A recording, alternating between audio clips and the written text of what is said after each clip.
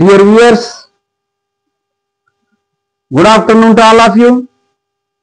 Today I would like to deal with fifth type of verbs, that is finite verbs and non-finite verbs. Finite ante limited ani, controlled by అని వస్తుంది.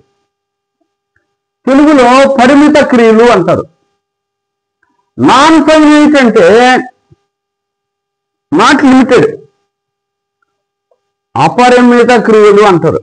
అంటే not controlled by subject or tense. Tense or subject. Finite verbs, it has tense, present tense, past tense, future tense తెలియజేస్తుంది. చాలా మంచి concepts అండి ఇవి. అసలు నన్ను అడిగితే గ్రామర్ మొత్తం దీని చుట్టే తిరుగుతుందా, ప్రధానమైన గ్రామర్ అనిపిస్తుంది నాకు. అంత ఇంపార్టెంట్ కాన్సెప్ట్ ఇది. ఏ వర్బ్ అయితే టెన్స్ తెలియజేస్తుందో, ప్రెజెంట్ లేక పాస్ట్ లేక ఫ్యూచర్ తెలియజేస్తుందో చూడండి. He goes there, goes present. He went there, went past. He will go there, will future. అందువల్ల ఇవి finite verbs. Finites are finite verbs change their form according to the number and person of the subject. Tense ఉండటమే కాకుండా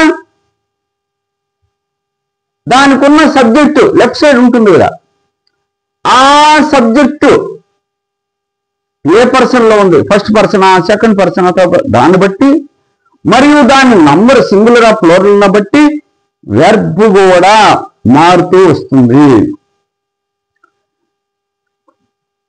చూడండి,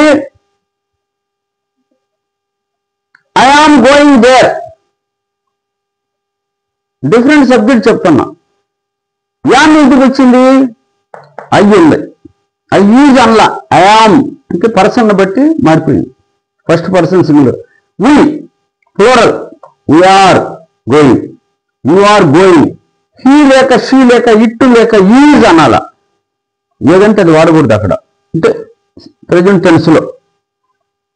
అట్లా they are going, plural కదా, అందువల్ల are వచ్చేసి.